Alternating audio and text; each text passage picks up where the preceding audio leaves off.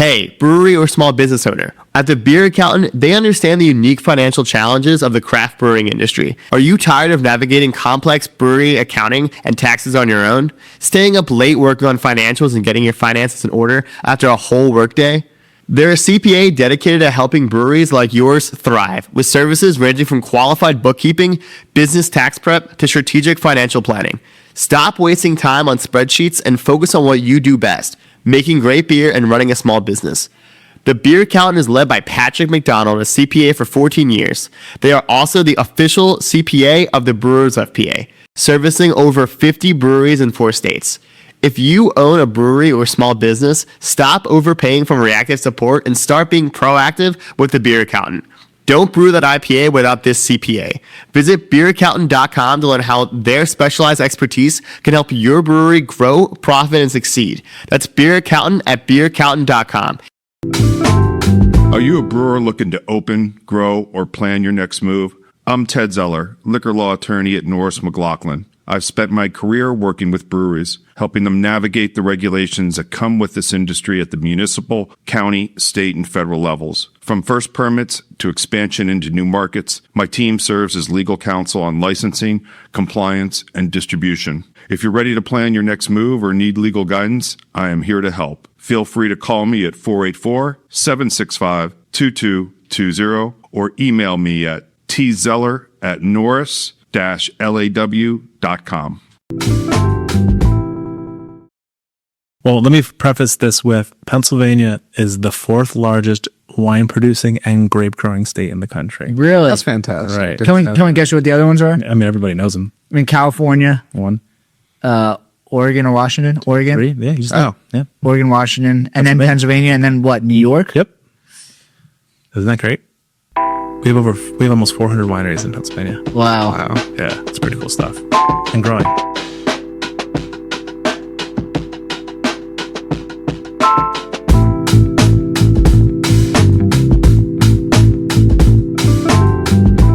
Welcome back to Brew That Podcast. I'm your host, Richie Tevlin, joined as always by Blum. Hello. Today we have on Nick Ducos from Mural City Cellars. Yes. So our first wine guy, we had on Marnie Old, but she's not a winery owner, and urban wineries are starting to like kind of explode, kind of like in the it's like the new craft brewery almost.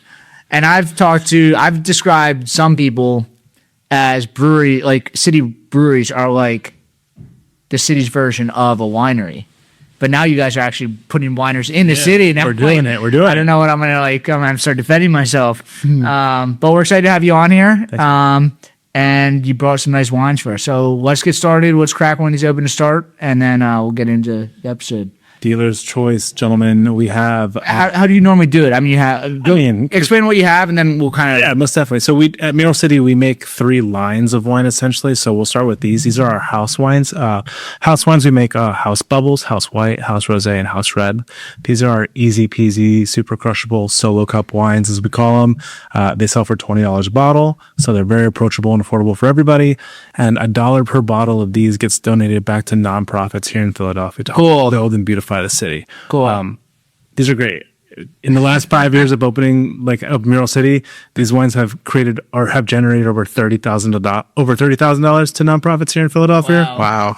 So lots of power in the bottle here. Yeah. These are great. You're not drinking. You're building the community. Most definitely. And I think everybody kind of gets that. I think it's part of our success at this point. Is people know that by giving money into our business, products like this put money back into the community. So they're physically seeing the change as they get drunk all week. Yeah. It's pretty cool. So that's that. And then we have what we call our artist series wines. So these are more smaller focused projects. These are about 200 cases or less. These are 1,000 cases each. So these are large production. These are about 200 cases or less, single vineyard sites, very focused on single vineyard site, Pinot Gris in Kutztown. And you're talking about your bottles per year or per batch? Is like that? Per year, because we can only make wine once a year, not like breweries who are ripping it out. So when I make wine for the next year and a half. We're thinking out. No pressure. No pressure, and you can't mess it up. Yeah. So these are cool though. Pinot Gris, Kutztown, so Lehigh Valley if you're familiar. And then this is a really special one. We do pet nats. It's like the rage. We always say if you guys drink a lot of beer or Pretty much this is what happens. The wives come into the winery, they bring their husbands who are like, "Oh, you guys got any beer?" We're like, "We do have beer, but we want to try something similar-esque." We have these pet nats. So they're like sparkling, very vibrant, very fun, hazy, as you could see. Yeah. And this is a new one that comes out hopefully in the summer. I haven't had this wine yet. So we've made it, we've crown capped it, and hopefully we can open it with you guys and see. So this is what they call like again, not a wine guy, but I know natural wine is like the hot term for wine these days. We hate the term natural because like there's really everything we're doing is natural. Well, we don't put ourselves in that box, but yeah, the Easter at the bottom. This is a very not touched, tampered with bottle of wine, and I hope it's going to be delicious. It's either going to be sweet and flat or it's going to be bubbly and delicious. Well, it's the same way that breweries. It's now like everything is hazy and people don't know anything about beer, so it's like just give me something hazy. Now it's like this is essentially your hazy IPA. Most stuff. So, yep. So is that currently in bottles and you're just kind of waiting on them? Yeah, man. So we age our wine. We aged it in a warehouse on American Street, 3 stories underground. That's like we call it cellar temp. And it's been really fucking cold this winter. So these took a long time to finish. So this might, I mean, you could touch it. I just pulled it out from under there. Yeah, it's cool. That's nice. So this is fresh 3 stories underground American Street. So we'll pop it open and see how far it's gone. Yeah, let's start with that one, honestly. Pop it. All right. So what's the ABV of this? It's about 12, 11 and a half, 12. When we open these, what we're looking for, because this is our first time opening this, right, is does it go, tss? If it does, then I think we're on to something. And if it doesn't, we're fucked. What if it explodes? It won't. I can almost guarantee that it won't. I heard a little. I heard it. Yeah. So it doesn't sound like it's fully there yet. So it might be a little residual sugar. Let's give it a taste. Yeah. Yeah. You can do the beer glass? Here, you got the nice camera. You can get the nice glass. Yeah, this camera has glass. Cheers, guys. Cheers. So hopefully it's bubbly, right?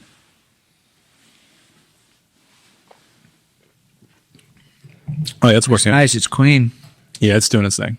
See, it's a little residual sugar, a little sweetness. But by the end of springtime, it would have warmed up outside enough that these will finish up in the next month or two. I've never even heard of a pet nat. It's Pétillant Naturel, so okay. Old French way of saying sparkling wine. Okay. Naturally sparkling. Cool. Yeah. Not bad.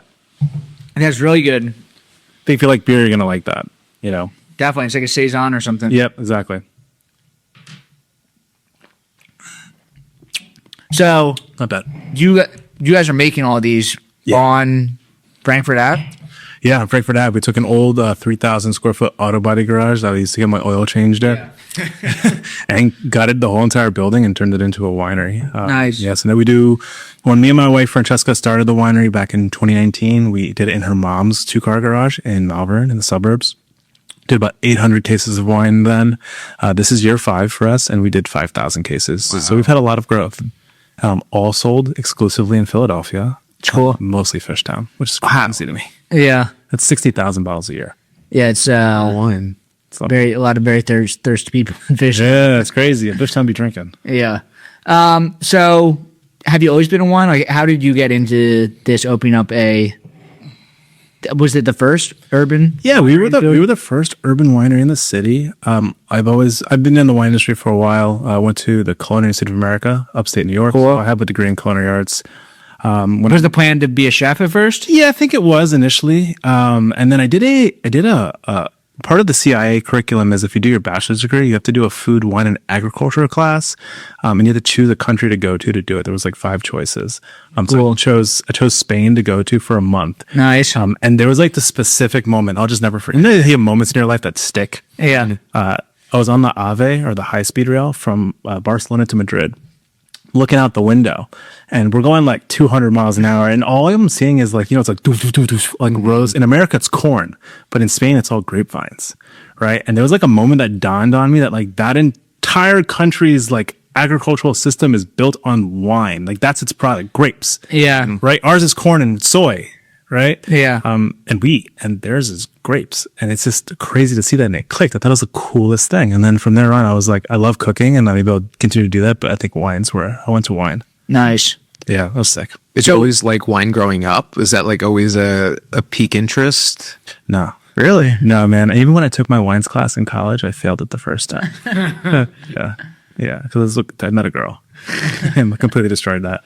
But yeah, wine was around in my family. Puerto Rican culture is interesting because I think a lot of people don't think that Puerto Ricans drink wine, but like we be drinking wine. Is there wineries in Puerto Rico? There's only one or two wineries in Puerto Rico. You don't really hear about them that often. I haven't even had the privilege of like having those wines yet. I look forward to it though when the day comes. I'm sure it will.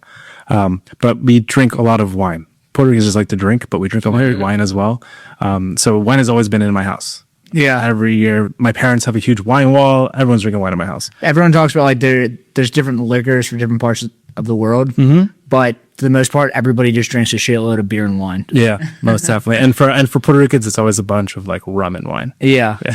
So, but yeah, it's always been around. Nice. Okay, so you went to CIA, and then Moved to Miami because where else would any 21-year-old boy move to right out of college? the best city in the world, but I can only do so much of it. Well, yeah, so I agree. Moved to Miami. I met a really cool sommelier there at this restaurant that I worked at called Catch. That's where I actually met my wife Francesca at. And I became a sommelier.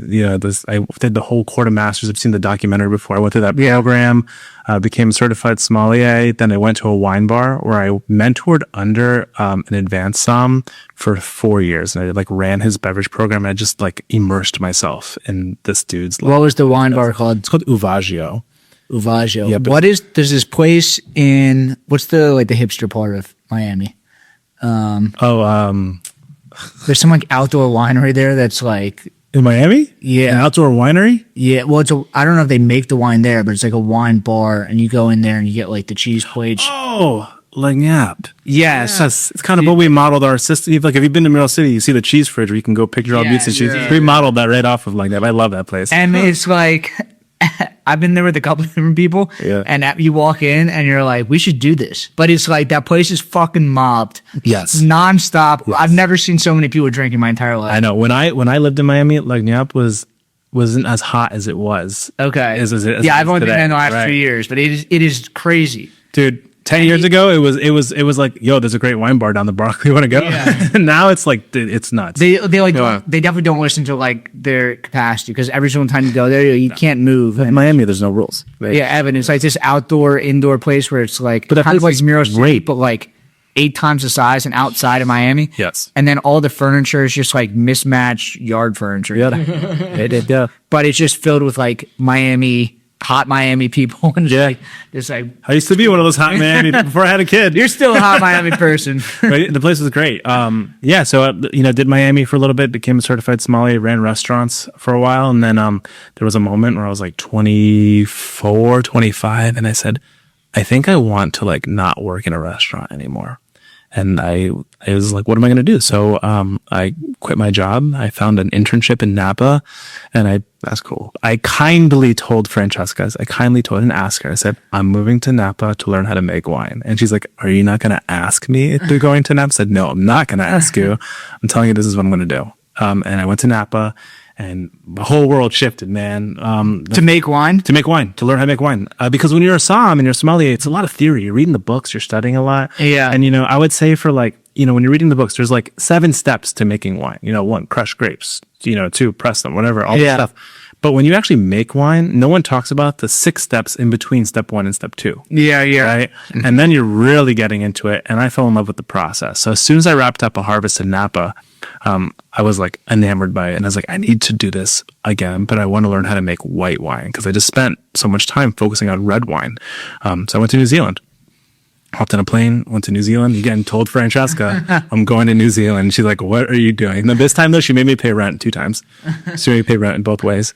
So I went to New Zealand, and I really locked in on like making high quality white wine in one of the best world renowned white wine regions. Right? Yeah. And it's not all Sauvignon Blanc down there. They're doing lots of cool stuff. Converts-Traminer, Pinot Gris, Pinot Noir, Cab Franc. There's things happening in New Zealand. I don't drink a lot of wine, but when I do, it's the New Zealand Sauvignon B, baby. Yeah. I thought about bringing you one, but we sold out. We just sold out, so I couldn't find any in the winery. So what were the differences between them? Like, I know the grapes are obviously different, but is there different the way that they were actually making it? I can drink this one. Yeah. Hey, all right.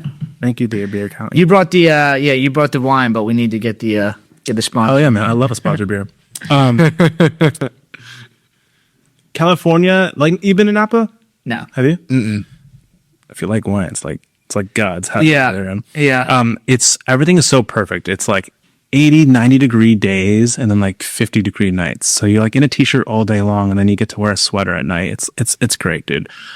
They're growing all high quality red grape varietals in Napa. And the place that I worked at, the Truchard family, Tony Truchard and Joanne planted vines in Napa in the 60s. So, gosh, like they bought 400 or 500 acres of land back there in the 60s and they planted all grape varietals. Was that the first grapevines that were in? They were the pioneers. They were like the pioneers of Really? grapes planted in Napa Valley in the 60s, right? Napa was nothing until the late 70s. See, like I wouldn't have known that at all. Yeah. Well, I don't think they knew it either. I think they were looking at cheap land to get out of Texas is what they were doing, and that's what they did.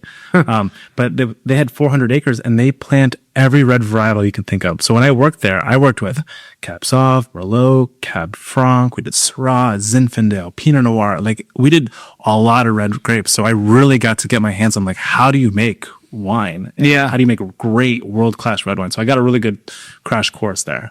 Is it harder or easier? You know, like for lagers and ales, it's different, like lagering time. Is there a different production style for each type? Yeah, I think I think you have to be realistic with like it's a lot more than just like we have a lot of weather elements, right? So if Yeah. it's a really, really cold, rainy year, the fruit's not going to be as ripe and concentrated. So you're not going to want to crush it with as much oak if you're going to try to, if you're, So when you're working there, because the picking season is only so long. Yeah. And then the actual making the wine is only so long. Is quick. most of your job just working in the fields and tending to the grapes? well, it depends on what you want to do. Do you want to be a winemaker? Do you want to be like a viticulturalist? Yeah. Working 10 grapes, right? There's two different things you could do. Okay. I chose winemaking. So a lot of my time was like the grapes come in. Yeah. Right? And from the moment the grapes get picked off the vine that morning, I was in charge of like from picking all the way to the point where we fermented it and pressed it and put it in the barrel. Once the wine's in the barrel, it goes to sleep. And that whole process of like grape fresh off the vine to like ready wine pushed in the barrel to like age for a year takes like 3 months. And how big was this operation? I mean, were you physically picking 15,000. It was 15,000 cases. So it's not a small operation. But were you physically picking the grapes off, or does it go through a machine where you like? Oh, so you like, you get like grapes at the grocery store, you get the whole cluster. So we would get bins, big bins. Right? Yeah. They would probably weigh, they're macro bins. They weigh like 2,000 pounds full of grapes. Yeah. Whole cluster. You throw them in this machine called the destemmer. And in the destemmer is a paddle that spins really, really, really fucking fast. And it whacks the clusters. And it whacks them so hard that all the grape berries fall off. Right. And then the grape berries go down into this thing called the auger, which like pumps them into the tank. Yeah. And then the stems that shoot out the back into like a big recycling bin. Cool. Yeah, Cool. Really cool. Did you use the stems that were for anything? Because I know there's yeah. green wine, right? Like What's green wine? I'm not going to be able to explain it right, but as I'm not going to shut you down. We'll just, the stems typically just get composted back in the vineyard. So we just throw them back in the vineyard, and they just decompose away. Got it. Away. Yeah, Got it. for nutrients for next year, I guess. Nice. And is that the auger, like, does that crush it, like, kind of like all in one process? Depends on which kind of system. You can do two. Some people want whole berries. Yeah. Some people's destemmers have rollers on them. So when you destem, they run through the rollers and the rollers crush them. So it depends on what you want to. But it goes through the tank, but it has the skins and everything on it, right? So Yeah. So once you crush the grapes, they all go in. It's like juice and crushed grape skins. Essentially, it all goes into a tank or a bin, however you want to ferment it, and it sits there for 3 to 4 weeks. Right. If you want to make rosé, you just let it sit there for 3 to 4 hours. Right. It's like tea. Right. Steep it for 3 to 4 hours, you get rosé. Steep it for 3 to 4 weeks, you get a dark red wine. And in that fermentation process, as the sugar is being eaten up by the yeast, it's converting all that sugar into alcohol. I thought rosé was a mix of red and white wine. There's 3 ways to make rosé, and we've just talked about 2 of them. Okay. Yep. What's the third way? The third way is called the saignée method. It means to bleed. And so pretty much what we do is we didn't bring it. We have one in tank right now. So if you guys come to the winery, I could show you a really cool saignée. Yeah. We'll take pretty much a tank of fermenting red wine. Yeah. And what we do is we'll bleed off about 15% of the juice. So as soon as we crush it and let it sit in this big tank, we'll let it sit for like a day. Then we'll bleed off about 15% of the juice and move it to another tank. And the reason why we do that is now that we've removed 15%, the juice to skin ratio has changed. And so now there's a lot more skins to touch that juice. So that red wine will be really concentrated because now they're sitting on more skins. Okay. And then that rosé essentially what you ever seen, like you ever read a bottle that says like estate rosé? Estate rosé is just a bunch of tanks that got Saignée all smashed together. So a little Syrah Saignée, a little Merlot, The fancy way to say it. yeah, they smash it all together and then they call it estate rosé. Yeah. It's like the leather, like premium leather. Yeah, they'll just come up with something like that. Yeah. Nice. So how was it in New Zealand then? Sick. How long were you there for? 5 months, 6 months. A really good season. Was the process the same way though? Like kind of White same? wine's a little bit different, but yeah, it's pretty much the same way. But New Zealand, like, you ever watch Disney when you were a kid? Yeah. And you ever see like when they talk about like snow or you know the color blue of like water? Yeah. In Disney movies, how it's like blue. Yeah. It really is blue like that there. It's crazy. Everyone I know that Not the Jersey Shore? turns It's not like the Jersey falls in love with it. It's like this kind of like untouched land that's The most aesthetically pleasing things my eyes have ever seen. isn't that where Lord of the Rings, Yeah. Yeah. The Hobbit and everything's from? One time, my wife and I, when we were down there, I'll never do it again, but we took a helicopter up to a glacier and then we put on crampons and we like climbed a glacier. Oh my god! And it was just sick. And then you go to the beach the same day. It's like And then you go to the beach same day. Yep, you just go down the mountain, then you go to the beach same day. Yeah, dude. It's crazy. crazy. There's so many there are a lot of dangerous animals there. Like there are, right? No, that's Australia. I thought New Zealand's like the safest place in the world. Seriously? There's like nothing that can harm you in New Zealand, and then Australia will just eat you alive. Dude, in New Zealand, they even sell they sell cigarettes, but you wouldn't know they sell cigarettes because they have a law where if you go into a gas station, they don't display cigarettes anywhere. You can just go up and be like, "Hey, can I get a pack of cigarettes?" And then underneath under the counter, they'll give you a pack of cigarettes. They just banned vapes in Mexico. Wait, really? All of Mexico, no more vapes. Jeez. No more legal vapes, at least. Yeah. They'll be able to get them, I'm sure. Yeah, but Napa, New Zealand, great places to learn how to make wine. So if anyone's going to do it, I'd recommend you do it. Like when you went there, like did they know that you were kind of coming in for a season? Is that normal? Yeah. It's like kind of a seasonal thing to just bring in people. They bring in interns, like harvest interns. Okay. Their internships, they're paid. But when I worked as a sommelier at I was running beverage programs for this wine bar, Uvaggio, I would meet winemakers all the time because they come in and they'd sell you wine. And I remember saying to one of them, I said, "What are you doing here? Like, who's making the wine?" And he goes, "Oh, dude, once the wine's in the barrels, my company just sends me around the world to go travel and do dinners." And I said, "That's what I want to do. That's what I'm going to do." And then now I've started my own winery and I don't travel that far. We don't even leave Philly. So I'm trying to get out of Philly. You say you just sell in Fishtown. Yeah, man. I'm just selling wine in Fishtown. Nice. Yeah. So what year was it that you were in New Zealand? New Zealand was 2017 because Napa 2017? was 2016. Yeah. Cool. So the plan was to kind of come back, and then what? You just started Mural City right after that? So there was a point when I was in Napa where I was in a cave because all the wine is aged in caves down there. I was in a cave and we were topping off barrels. So like over time, the barrels tend to evaporate a little bit of wine. Yeah. I know the beer does that too. They Yeah. angel share. I was topping off the barrels and I did what like any young 20-year-old would do at the time. I was like, all right. So 20 barrels, each barrel does 300 bottles of wine. Each bottle of wine I'd probably sell for $28. So 28 times 30, like I did the math and then I was like, oh, $248,000. I think I could support a family on that. And I did not. And I was like, then the idea started like happening in my mind. I was like, I'm going to make 20 barrels of wine because that's what it's going to take to support my family. Yeah. Before I even thought about the cost of toilet paper and soap and all the other things you need to buy for a business. Yes, profit is different than revenue. Yeah, dude. I was just like basic number. But that was the goal from the get-go was to get to 20 barrels of wine. Cool. Which we definitely did eventually. Yeah. So there, you came back, and then what? I guess you moved in with your Francesca's family in Melbourne to start making wine in their garage, or how did this? So we came to Philly. We got an apartment. Yeah. And I took a job at a winery in New Jersey called William Heritage. I worked there for 3 years as the assistant winemaker. And I just took that time to really get to know, like, what are they growing up here?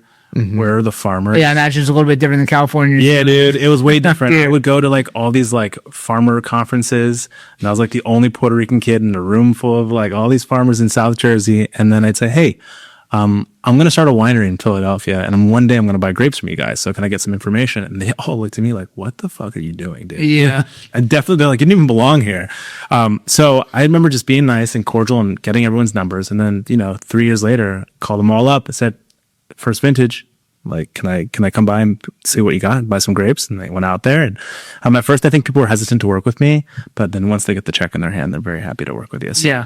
yeah. And then the next year when you call them and say, actually, I need more. Yeah. And then the next I need a little bit more this time, right? So now at this point, we work with 10 to 12 different farmers in the region. Wow. And they know we're good for the check, so it's good. What's so a couple different questions. Like Yeah. the New Jersey, like I don't see a ton of wineries. I imagine that there's a lot of smaller wineries in Jersey. I think Jersey does about a little over 90 wineries now in the state of New Jersey. That's pretty significant for like the amount of breweries that are there. You're saying wineries. Are there people that just grow grapes for other wineries, or are you just buying excess grapes from other large So I work with mostly farmers at this point, just guys or women who are just growing grapes for the sake of growing grapes.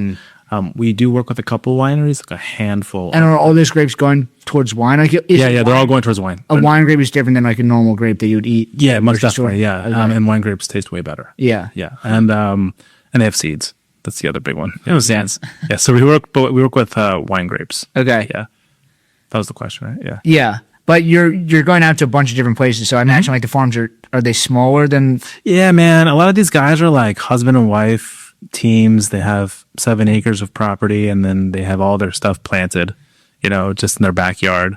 Yeah. We work with a couple like people that, couple places that are like 20, 30 acres of planted grapes. How many grapes? Like, what is it? An acre of grapes? How much does that weigh? How much fruit do you get out of an acre? How much fruit, and then also how much liquid then do you get out of that? Yeah, so I would say it depends on the. Richie, you got that? Yeah, Richie just said earlier 16 ounce wine for. he's like, I cut back on drinking on the podcast heavy, and Yeah, I remember that. Just so you know, I'm not going to have much. That's what he said. Yeah,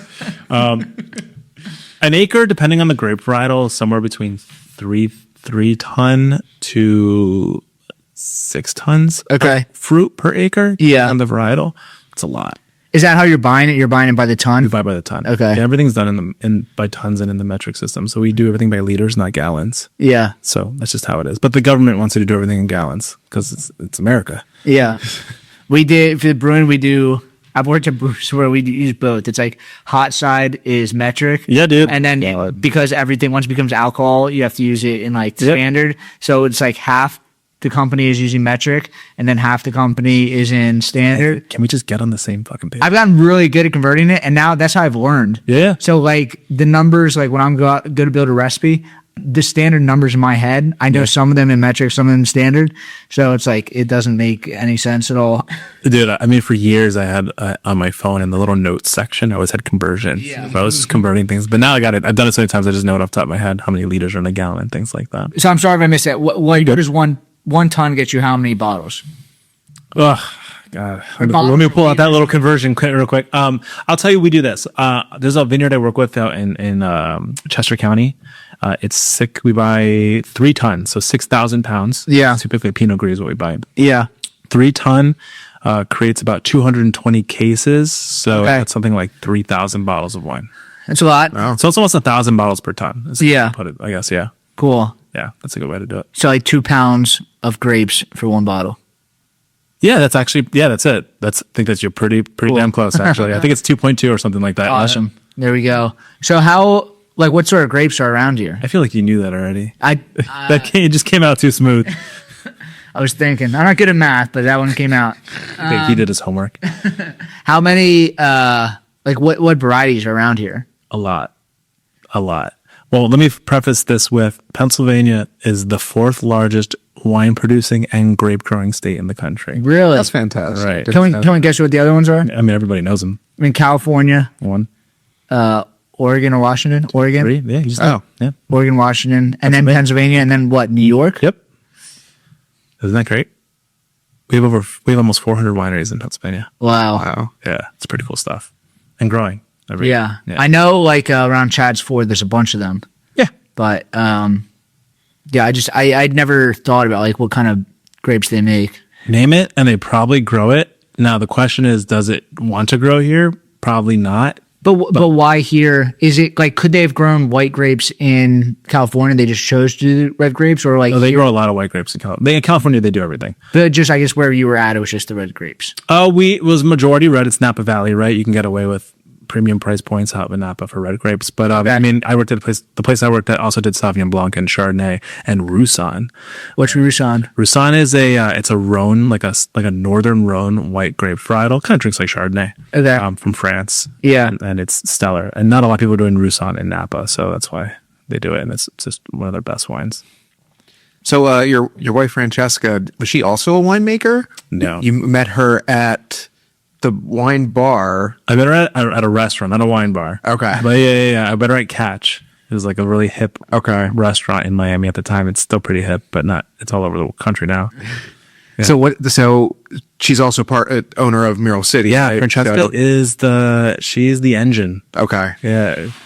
She's the engine. Yeah, I mean, Francesca is everything you like feel at Mural City is Francesca, right? That's the best way to put it. Her background, I should start. She has so much history. Her background was hospitality. She's ran some of the best restaurants in New York. If you ever heard of a place called Beauty in Essex in the Lower East Side, it was like the hottest place in the 2000s. Like all the celebrities went there, right? So she used to manage that place. She worked at a bunch of star restaurants here in Philly. When we went to Miami, I met her at Catch. And then she like pivoted out of restaurants and worked for SoulCycle. She was the GM of SoulCycle down in Miami and Coral Gables. And one thing about SoulCycle is that when they ran their businesses, let's say it's almost 10 years ago now, maybe a little less, every GM of each location was pretty much like a owner operator, I guess is the way. So they treated them like owners, but they really operated it, right, without any of the ownership benefits. So she ran these studios, right? Like ran them, like books and everything. So she got a really good idea of how to operate a business. She did that for a few years. Then we moved to Philly. They transferred her to run the Center City location. So then she ran that. So between her hospitality experience and running fine dining restaurants and creating a great hospitality experience, and then put on top of that, running these SoulCycle studios, which at the time were like, they were crushing tens of millions of dollars. SoulCycle was like the hottest thing, right? She's a full package. So then when the time came for Mural City, she didn't want to do it initially. She's like, you want to open up a winery? And it's like, yeah, but I think you would be really good at it. Right. And so she jumped on board, and I think little did she know how great of a business operator she is. Yeah. She is a shining star. And now people are asking her for all this advice because she knows how to do it. Yeah. She runs a really tight ship. We have Mural City is a really small business. You know, we have 12 employees. You know, we're doing really well, but she runs us like we're a multi-million-dollar operation. We're so organized. You know, I mean, there's an SOP for everything. You know? I came to your guys' launch party. I was not invited. I was walking around. I was just drinking with Allison when they let you in. Down. Nobody checked. And like after like 10 minutes, we're like, I think this is their launch party. This is like free food city now. And we're like, I don't think this is how this normally. It's all good. Even if we did check, we would say, come on in. Okay. We never turn anybody away. We want everybody to have a good time. Cool. I wasn't there though, right? I don't remember. I mean, Alice and I were just hammered drunk walking around Fishtown. This is the auto body shop that we're in now? Yeah, dude. I was in London filming that Gordon Ramsay show. I missed the whole opening of our business. Can we talk about the Gordon Ramsay show? Yeah, if you want. Yeah. So. New Belgium, Stone, Sierra Nevada. What do they all stand on? Cascade Floors. Family owned and laying down brewery floors since 1971, Cascade builds urethane epoxy and polyester systems engineered for exactly what a brewhouse throws at them. Thermal shock, caustic washdowns, forklifts, and constant abrasion. Cascade floors and walls stay sanitary, slip resistant, and standing for years. With a Philadelphia-based rep and breweries served across 25 states, Firestone Walker, Ballast Point, Russian River, Cascade is the crew that the best in the industry already trust. For floors that work as hard as you do, call Cascade Floors at 503-769-6823 or visit cascadefloors.com. So you got what was it called? That was called Gordon Ramsay's Food Stars, season 2 with Lisa Vanderpump. Lisa Vanderpump. And then how did it work? It was you had to. It was sick. How it worked was they flew me out to London, and then I flew out there with 26 other contestants, and the premise of the show was the first episode was like Shark Tank. You had to go walk down the hall, you know, dun dun dun dun. Yeah. You walk down, and Gordon and Lisa are sitting there. And then you had to pitch your business. So I pitched my business. I was pitching Mural City. You know, we're Philly's first independently owned urban winery. We're going to do $1 million in sales this year. You know, we're buying grapes from within this many miles of the city. And in my pitch, Lisa Vanderpump just like stops me. And what was happening at the time is they got to choose. Gordon's like, you're either going to go on my team or you're going to go on Lisa's team. And they kind of like fought for you.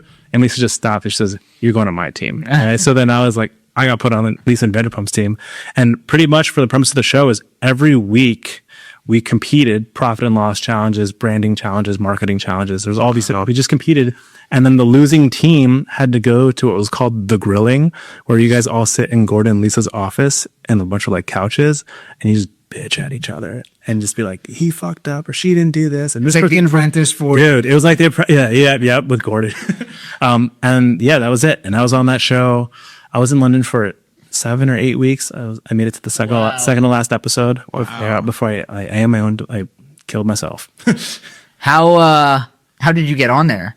Did you get connected to somebody or? There's this we're in this like email group called, I think it's like the Philly Entrepreneurs. I think it was through Drexel or something like that. And somebody had gotten asked to pitch for the show and they said they didn't want to do it. So they put it out to the email group and Francesca was like, hey, there's this, I've been watching Gordon Ramsay since I was a kid. So I asked friends like, hey, you should apply for the show. And I did not want to do it because the premise was, hey, do you have the next best like big thing in hospitality or like food? And I was like, Freddie, we just have an urban winery. It's not like unique, right? Because there's been a couple urban wineries, but I didn't think it was that unique. And Fran's like, this is due at midnight tonight.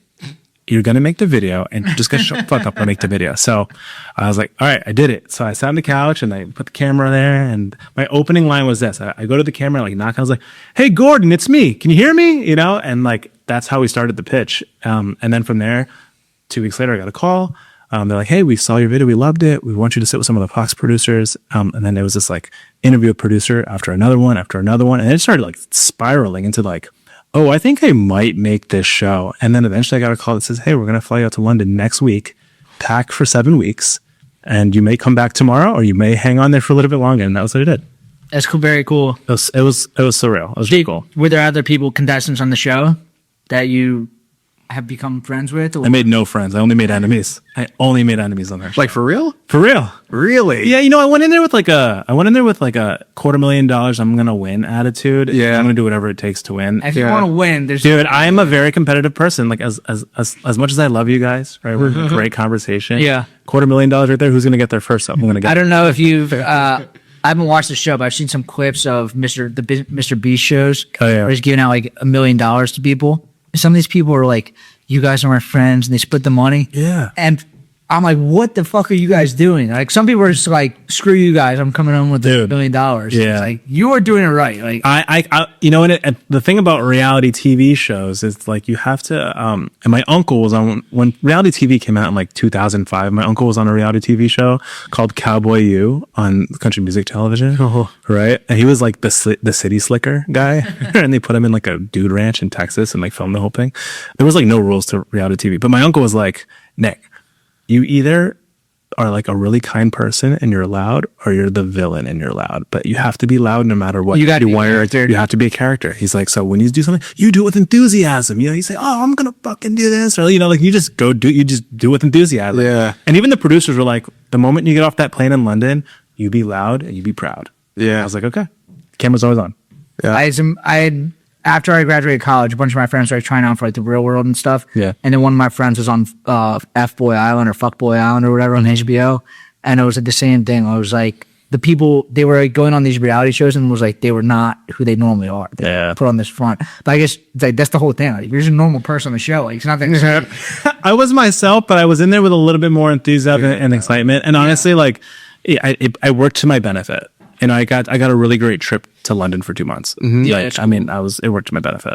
Definitely. Yeah. Especially right when you're opening. Yeah. Yeah, then we threw watch parties because we love a good party at Mural City, as you know, because we snuck into one, right? We love a good party. So then what we did is when we came back, me and the team got together and I said, all right, guys, every time we're going to have a watch party every Wednesday when it goes live on Fox, we're going to invite everybody over and then we're going to theme the entire winery to be what we did in that episode. So the first episode, like that was like themed, was a food truck war, right? So we had to create a food truck and then create a menu and do all this stuff. So when we had the episode air live, we brought in a food truck. I told them and taught them how to make the menu that we did on the show. So they were selling the same food out of the food truck at the winery that was being shown on the TV. That's sick, right? We decorated the tables the same way we had them decorated in London. Like every episode, you were transported into the episode, and everybody loved it. That's so much. 150 people wrapped up in this little tiny warehouse, like watching. It was sick. Yeah.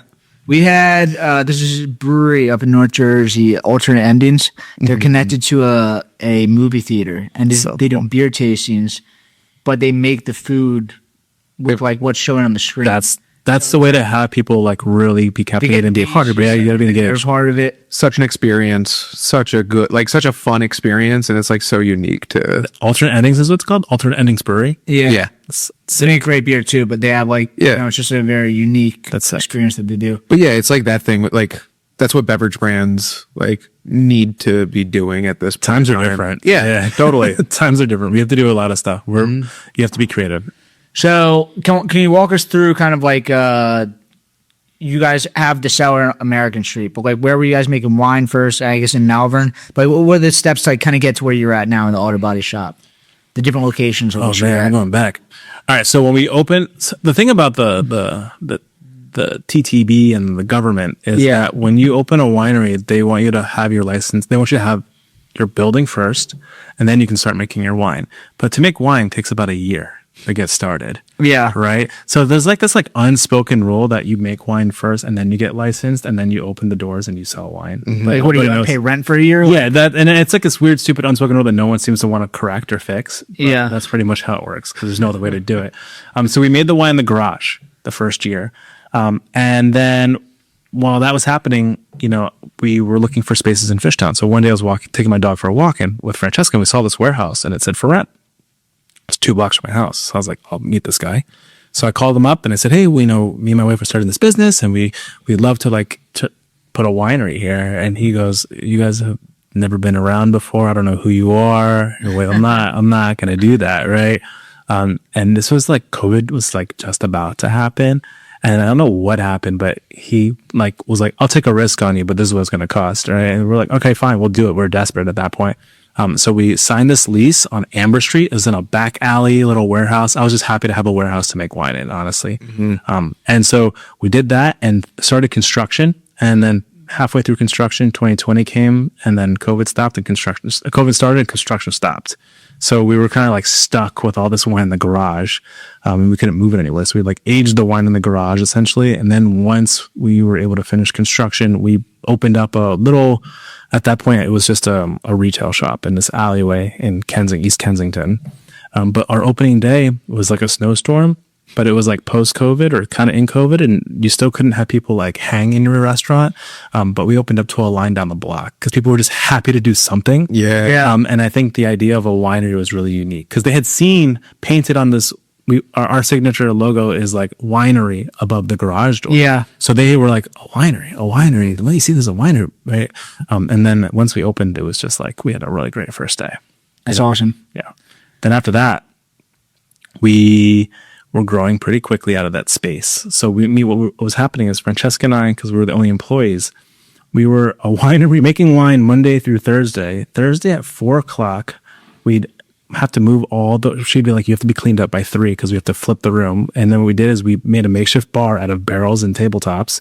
And then we ran a bar Thursday night, Friday night, and Saturdays. Oh man. Right. And we ran this bar and then we break it all down and do winemaking again.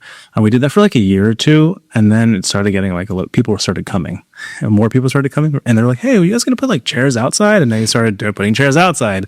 And then we started putting chairs in the parking lot. And then at that point, we're like, we need to find something else. So an RFP went out from a nonprofit for like an outdoor garden. Tired Hands had this like beer garden, right? And the nonprofit that owns the space, they were like, we want to put an RFP and we want other businesses to bid on this, like, how would you use this community garden essentially? So it was Tired Hands, us, and then the Fishtown Business Improvement District, the bid, which is like they kind of support all the businesses in Fishtown. So I don't know how you guys feel about Tired Hands, but at the time, Tired Hands was going through this like up and down thing, right? And not everybody was super thrilled with them. So when the time came, we actually won like the thing out of Tired Hands. Like people voted for us to be the next business to take over this like beer garden spot. Yeah. And then what we did is we teamed up with the bid because the bid had a great proposal. Then the ability to do all these community events and like kid events and like all these things for like that the neighborhood would really get behind. And so we teamed up with the bid. They brought in this giant trolley.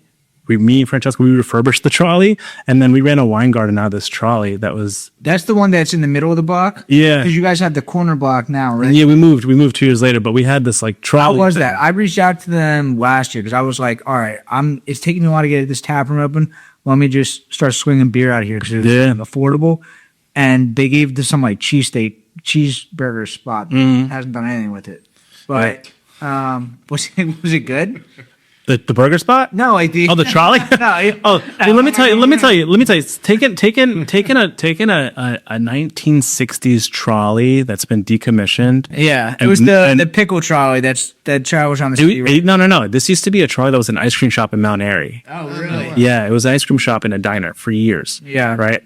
It used to be a natural trolley though on Gerard. But to take a speed down trolley and to turn it into a functioning wine garden was not easy. It was a big task. I mean, You guys did it? yeah, we did it. Well, the first time it rained, water was pouring through the ceiling, and we're like, "Oh my god, what did we get ourselves into?" Right? There was no power, no water in that lot. Yeah. No restrooms. So we did everything. We took this trolley and like we paid tons of money, split it with the bid. I think it was like $15,000 to bring power into the lot. Yeah. Before that we were running a generator. We had totes of water. We were paying for this like trash, paying for trash, paying for the porta potties, but we like did a really great job that the neighborhood was like, we want you to do it again. Yeah. You know? I mean, we did it like 2 or 3 years there. That's cool. What is you have something in your garden currently. Is that a different? That's the same thing, right? That's So we moved it. So while we were going through that garden space, I found this warehouse on Frankfurt Avenue that was for rent. And I was like, I reached out to the landlord for this space and he told me the price and I was like, I can't afford that. And he's like, we'll come back later if you think you can afford it. And then every like month or two, I gave him a bottle of wine. I remember this. I gave him the landlord a bottle of wine because this is prime real estate, Frankfurt Avenue, Berks, right? Yeah. Gave him a bottle of wine and I said, this is for you. Try the wine. Let me know what you think. This is what I can afford for this space. And he pretty much was like, you can't afford this space. Like, okay, fine. 3 months later, I give him a call. Hey, you tried that bottle of wine yet? Oh, no, I haven't tried that bottle of wine yet. Me and my wife haven't gotten to it. 3 months later. Hey, you tried that bottle of wine yet? I called this guy over and over again every couple of months to check on it. And then one time, one day he goes, all right, we could talk about that lease again. And I said, okay, the building had been sitting empty for a year at this point. So I think there might have been The combination. You know, if you're listening to this, I don't know what the deal was, but thanks for taking a shot on us. But then eventually, you know, we negotiated a price that we could agree on and we were able to get things into motion. And that's what we ended up on Frankfurt Avenue. Nice. Yeah. And then how long did it take to build out in there? Oh my God. Old auto body garages have what they call phase 1, phase 2 environmental. So when you take the lease on, you have to like check the soil to make sure there wasn't a gas tank underneath it or oil wasn't dumped down the drains. So we had to go through an environmental. Those take a long time. I'm sure. I guess almost a year and a half to go through that whole entire process and construction and everything. Yeah. And then when was the official opening? March 2023. Nice. 23, 24. Yeah, I mean, like Right when I went to London. Yep. Yeah. Wow. So far. Yeah. So yeah, I mean, it's a very cool spot. Like you do kind of have the feel of the auto body shop without it being an auto body shop. Like it doesn't, not that it feels mechanical, but like the feel of urban breweries is that it feels kind of industrial. Yes. So you kind of kept the industrial feel of it with kind of this nice winery feel as well. Yeah, and also we are a business predominantly run by women, so it is fantastic in there. Yeah. I mean, it is. The colors are beautiful. The aesthetic. We have a flower budget. We get flowers every week for this place. I mean, this place. It's this team of women that run this business are like, they're phenomenal, and they have created a place that is not only great for women but also just great for everybody. Yeah. And Yeah, it's just a very unique spot. And the thing about it is it's like Nick and Francesca didn't come across money and then just build out a fancy rich spot, right? Like Yep. we're not like a restaurant group that has like 3 million invested in us. We were like, everything's thrifted, but thrifted with thought and care. And, Yeah. right. And so we've just done a good job of creating a really beautiful space that doesn't feel fake or Instagrammable. It doesn't feel like that. It just feels real. It's a different setup than a normal bar or brewery. Like the feel of it when you walk in, it almost feels like you're outside. Yeah, and there's also like there's living rooms. You know, we're very living room focused. Yeah. It's a beautiful bar because the people at a winery, they want to go to, it's a wine bar. So they want to go sit at the bar. That's the focus, right? So it's either living rooms or the bar. Yeah. For the most part. So I know we talked about, I can't pronounce the name of the restaurant in Miami, but like that was that kind of like the idea of them? Lagniappe. Lagniappe. Was that the idea of what you want to do with like the food or like the food? Yeah, so we have a very similar version to Lagniappe where you can come in and we have locally curated meats and cheeses in a refrigerator. You pick, they're all different prices, so you pick and build your own meat and cheese board essentially. And then when you give it to us, we add fig jam, pickled jardinere from Fishtown Pickle Project, which is fantastic. Yeah. We also add some crackers on there as well, and we build you this like beautiful, sexy board. Yeah. You know, it's really great. Yeah. Can we crack open this red? I saw you looking at it. I know. I've been staring. I'm like, what's a good time? Yeah, let's do it. Try to wear this shirt. It was like a little. Me too, dude. Just in case we spill, right? Just in case. I had a white shirt on first. I was like, nah, you can't. Let's see if we can do that. Is Chambo, is that something that you guys do? Or Yes, Shambo is it's short for Chamberson, which is actually the grape varietal that this is. Oh, that's most people don't know about, but let's see if we can get a good crack on this. We just went to Screw Caps. ASMR. Oh, let's go. Yeah. All right, cool. All right, so Thank you. Yeah, so this is our house red. It's our easy peasy drinking red wine. And the grape is called Chamberson or Shambo. Grapes from the Lehigh Valley. And this is just like it's a red grape varietal that you normally see on the East Coast. It's called a hybrid grape because it's a cross pollination of two different grapes. I'm not going to get too nerdy on it. So what style red? We just call it a red or This is red. This is a red wine. House red is the style. Okay. Affordable, delicious, quaffable. What's the price of the like your red bottle? This one's $20. $20. Yeah, it's And $1 goes to nonprofits. yeah, and especially for a local place to be putting out like a Yeah, dude. $20. $20. It's good. Wine. Oh yeah. 6 months oak barrel, something crazy. Just like I think don't even think about it. Yeah. You know, It's very easy. pizza, anything like that. Pizza, pasta. I don't know. We got this pizza spot in Fishtown called OG's. It's called like, I forgot what it's called before. Something Brothers or something like that. But it's the spot. Like this and pizza. Yeah. When I went in there, I used to work at Philadelphia Brewing, Yeah. and I used to go there all the time, get pizzas during the day. Before it burned down or after it burned down? Before it burned down. Yeah. And then I would order it for delivery, and I think they were making it somewhere else because whenever I ordered for delivery, it was like terrible. But when I would go there in person, I'm like, this is the best pizza in the neighborhood. Dude, you got to go now. Now that it burned down, they got that insurance money about that nice ass fire pizza. Oh my god! All right, I'll go back Pizza there. is legit.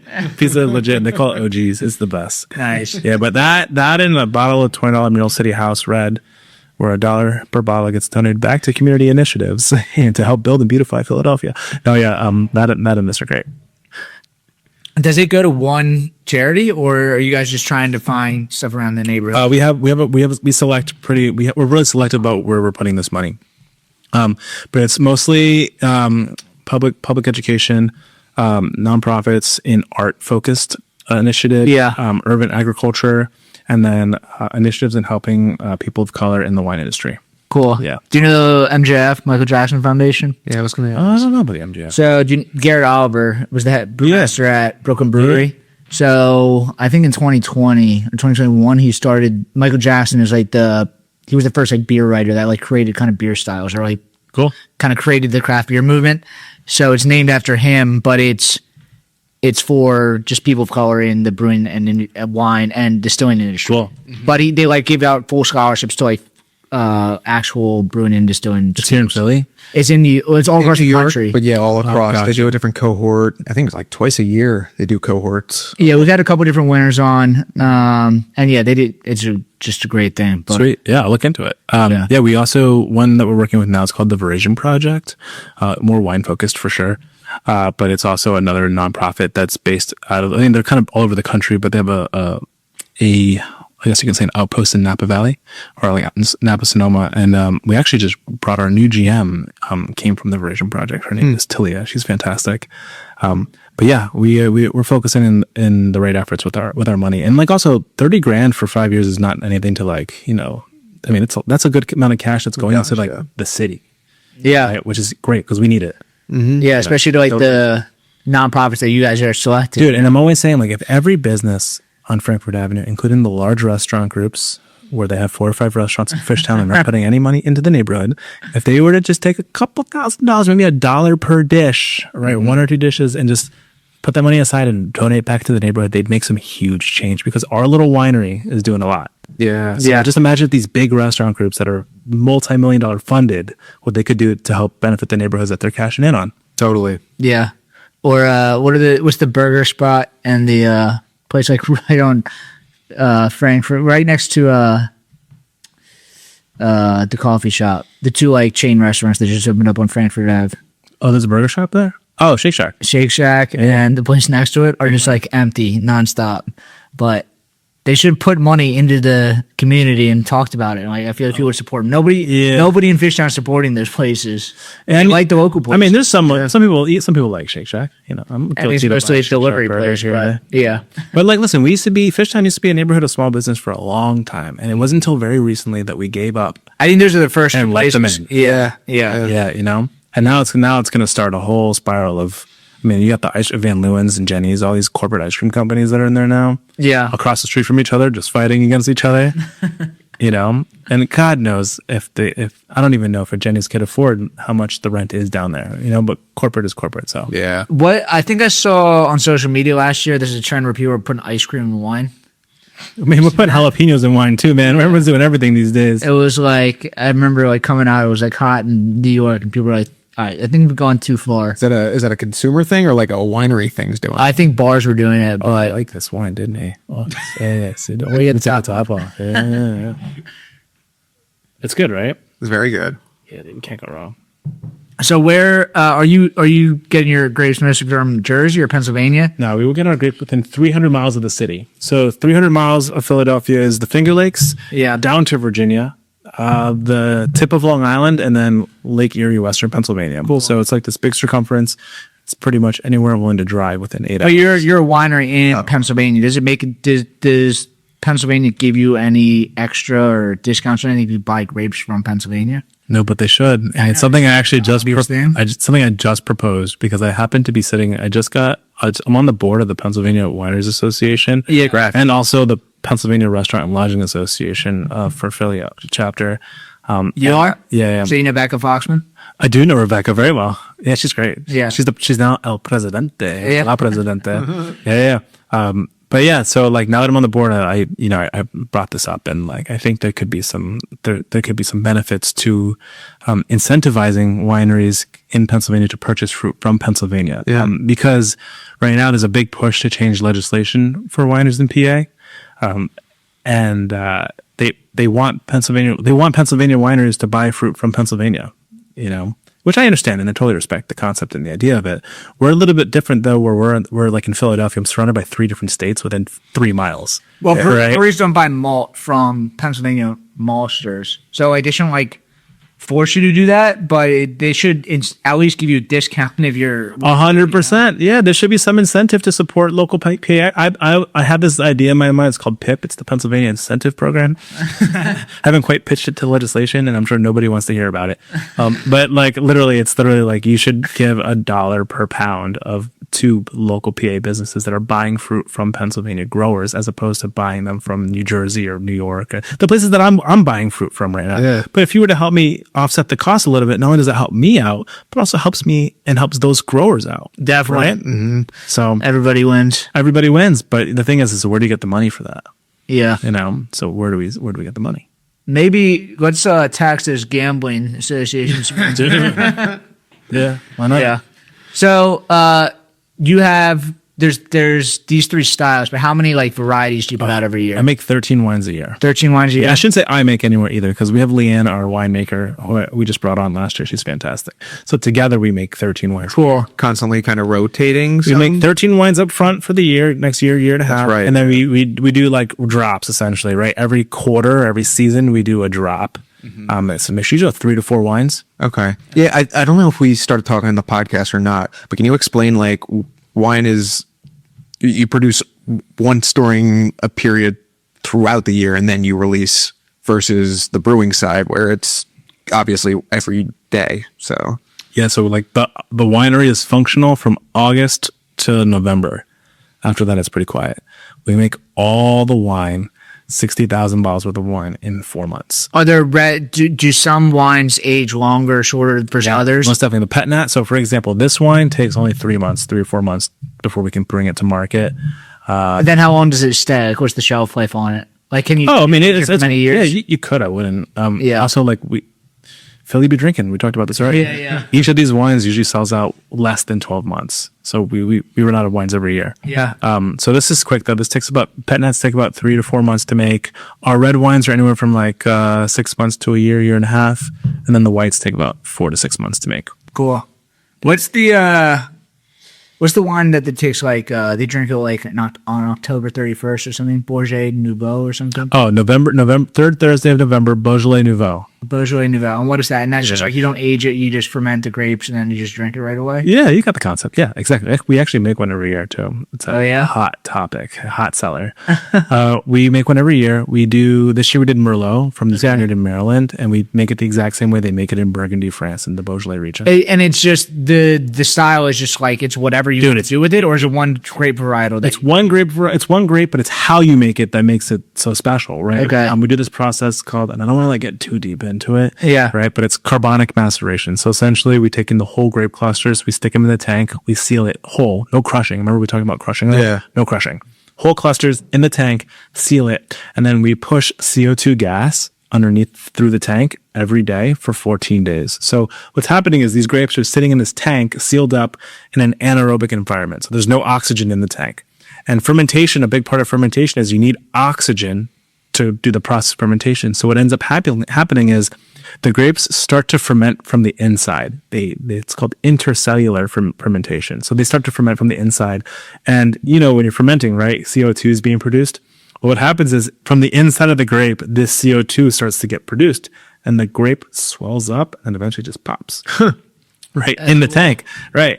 And then all that juice like settles down to the bottom, and then the whole thing starts to ferment.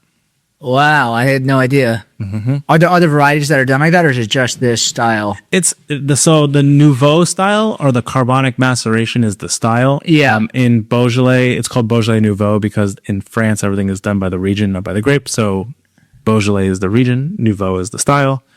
Yeah, and you can do it with anything. We did it last year with Chamberson. Nice. This year we did it with Merlot. Do they ever do it with white grapes, or is that just like, Yeah, people do it with white grapes. I haven't done it yet. Maybe next year. I don't know. That's interesting. Something else that we were talking about. I'm a big Sixers fan. Do you have a partnership with the Sixers? I don't know if you call it a partnership, but we call ourselves the unofficial sponsor of the 76ers. Yeah. That's the unofficial wine sponsor of the 76ers. Yeah, I think He was Matisse Thybulle. I feel like he is like I don't know if he drinks wine. we miss Like, he was the type of guy that drinks wine, I feel like. Yeah. I feel like he would be the perfect sponsor for you. You know who I really would want? be. Kyle Lowry. really? Yeah, that'd be a great one. He's old enough now to play. He's not playing any games. He's sitting back watching the team. He's coaching from the sidelines. They call him Coach Lowry. He's probably drinking some wine. LeBron, does he have his own tequila? I think he's like, wasn't he super into wine? Wine in the NBA is hot. Right? Yeah. And it's so hot. James Harden has his own wine. Jimmy Butler loves. Jimmy Butler has his own wine. Dwayne Wade has his own wine. The wine is hot in the NBA. What I've been trying to do for the longest, Sixers, if you're listening, is I've been trying to get. It's a dream of mine to have Mural City be like a sponsor for the Sixers. Yeah, that's sick. It just makes sense, man. The NBA and the wine culture are hand in hand right now. And just like the culture in general likes wine, but and now it's starting to be seen. You're local, but you're a local urban winery. You're not just like in the suburbs. Like it feels like you're kind of part of Philly, Yeah, you are part of Philly. Like it just makes sense. I'm also trying to get all of our wines in the IKEA stores. Oh yeah. That's such a good idea. Well, because they carry a wine. Like, if you ever go to IKEA, there's like, I'm giving my secrets. I gotta stop. No, but like, I've been trying to. If anyone works at IKEA South Philly, like, hit me up, because I'm trying to figure out. Like, they have displays Some of meatballs, wines, Mural City. all over Yeah. their stores, but it's a winery out and like way out in the bumfuck nowhere, New Jersey. Yeah. Oh my. And I'm like, why are we not having some local Philly wine? I mean, you're buying a house in Philadelphia, you're loading some furniture from IKEA. It just works together, support community business, and like, it's like Definitely. People spend like 4 or 5 hours in the IKEA. Oh, Yeah, you have to. you have to. Yeah. Dude, The maze. yeah, dude. I mean, we buy stuff from IKEA at the winery. Yeah. So I've been supporting them for a while. Let's come support me, IKEA South Philly. What's your bottle art? What, like, do you guys have a designer, or how Yeah, do you great guys? question. It's a good question. You got a lot of good questions. Question guy. Question. I don't have good answers. I have good And questions. you're not even reading off a paper, which is fantastic. So we do one artist per vintage. So you know how you can make wine once a year? Yeah. So we get one artist to do all the art labels for the vintage. So that we never repeat the artist. That's cool. Yeah. So this right here, Howard Brunner. This is actually he's a photographer. This is a photo. Wow. Really? It's a Yep. photograph. Photo. Yep. And so Howard Brunner did our 2024 vintage. And he has, I think, 13 different pieces or 13 different photos that are on all the wines, all the wine labels. So Nice. it's cool, man, because like, not only are you an artist and you're creating beautiful art or taking photos of beautiful things like this, but then this bottle is going to go on thousands of tables across Philadelphia, right? And their names on there. Like, I mean, this is a really powerful program. So that's what happens. One artist per vintage, 13 wines. And that's, So who's 2025? so 2025 is Alexis Nutini. And yeah, I mean, there's not photography, but Yeah, it's very cool though. really cool art.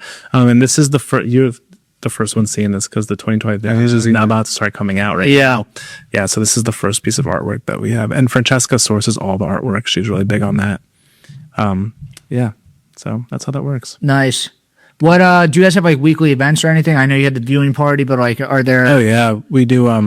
Well, if you're a wine club member, we have Member Monday, which is a free glass of wine every Monday. And you get bottles of wine too, right? Yeah, 3 bottles of wine. Yeah, the wine club's cool, man. I like to think of it as one of the most affordable wine clubs in the country, and it's. Do you know that breweries are supposed to be doing mug clubs? Nobody really does them in the city, but you guys are the first ones that I've seen do like an alcohol producer in the city that have been like pushing this, like the club. I think it's important, because in a time where people want community and camaraderie, like, you have to create it. So People like it. It's like it's a great value, and people like it. dude, and the free glass of wine every Monday is like legit. People are Yeah. about that, and honestly, it probably pays for itself. And as much as we want you to come, Yeah. it probably pays for itself. Yeah, it's $85 a quarter or $300 for the year, which actually saves you $40.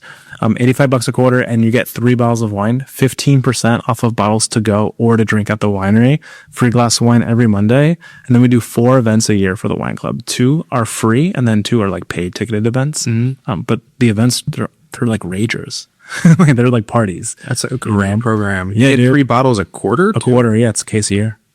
Wow. Yeah, and they don't repeat, which is even better. Yeah, that's really Which, cool. which is hard to do. $85. You could go. I mean, you make so much money. As a customer, you get 3 bottles of wine. Oh, yeah. You could go like what? I'm not good at math, but like Well, hear me out. 15 times. If you get 4 free glasses a month, essentially, right? And the glasses are like $11 to $14.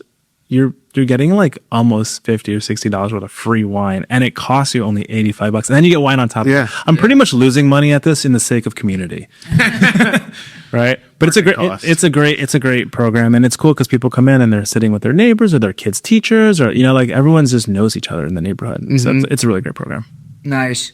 Do you have anything else coming up soon? I mean, this will come out. Drag shows once a month. We do Drag wine and dandy I drag just shows. did it was a RuPaul viewing with 2 drag queens Yeah. that were on the show. Oh yeah. Strange Loves. The one that just got kicked off a couple weeks ago, right? On the new season. I think it was a replay of like that were on a past season. Okay. But I mean, Strange Loves is like a great beer bar. So I went in there and like it was like the queens and then just me walking around dressed as an astronaut pointing dealer's glasses. But yeah, I mean, Good time. drag shows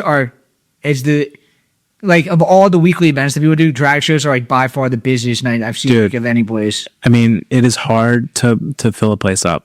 sometimes, especially like now in today's age, a drag show easily puts 100 people in the room. Definitely. Way more than I love quiz show, but like drag shows bringing way more. Yeah. See, and what we need to do is, I've been saying this for a long time, but then we'd have too much drag because you can't have too much drag, but like we don't want to like crush it right too much and just make so people don't come. But you need drag quizzo. That is like the ultimate win. If you haven't done this yet, do drag quizzo and you're going to put everyone out of business. Drag quizzo. Drag quizzo, man. Yeah. But quizzo's great, but drag shows are killer. And they're so much fun. They're just so much fun. The energy in the room is just so welcoming and inviting. You just don't see that in a lot of places right now. Definitely. They bring the energy. Yeah. And you guys are going to have the beer garden or wine garden again this year? Wine garden opens back up in May. Cool. Yep. And then how long does that go? Like Usually just till October, till Halloween. Cool. That's perfect timing. Yeah. Open Fridays and Saturdays. Awesome. Yeah. And do you guys have any events coming up this year? I mean, it's 2026. Everyone's kind of doing crazy stuff. I think right now the big focus for us is getting that wine garden opened up. Yeah. Yeah, we don't have like too much going on. I don't think you need to do much. Like people are doing events, but there's going to be so many people in the city that just kind of like do what you're doing. And yeah, I think there's always something going on at Mural City. You know, off the top of my head, I couldn't really think of too much besides the best ones, like the drag show. Yeah. Like Number Monday. Yeah. And then we have, there's some wine club events coming up as well, but nothing too crazy right now. Cool. And then where can we find you guys on social media? It's Mural City Cellars on Instagram, citycellars.com on the internet. cool. Mural City Cellars on Facebook. And then where else are you guys? I mean, obviously you aren't here, but like, do you guys sell to any other businesses? Yeah, dude. If you ever we're at we have River Wards. We're at 2 River Wards, Old City and Fishtown, and then also the IGA, which be popping. Yeah. Dude, IGA Bottle Shop is a great place. I didn't know about that until a couple years ago, but they sell a lot of our wine. Yeah. IGA. And then also just a couple bottle shops around the city. Local 44 West Philly. Yeah. Shout out to the West. Okay. They carry our stuff and have been supporting us for a long time. Yeah, and then a couple restaurants here and there in the city. Cool. But our focus is really to have you come to the winery and have a really good experience. definitely get the full experience. Ain't no party like a Mural City party. Seriously. There you go. Awesome. Thank you for coming on. This is really fun. Hey guys, thank you so much. Yeah, and then you can follow us at Brewdat, at the Brewdat Podcast. Subscribe on YouTube, subscribe on Spotify, leave a review, and drink some wine from Mural City. Thanks, guys. and drink some Space Cadet while you're there too. Yeah, we carry the Space Cadet. Drink the Space Cadet. Cool. Awesome. We'll see you guys next week. Thank you. Sweet.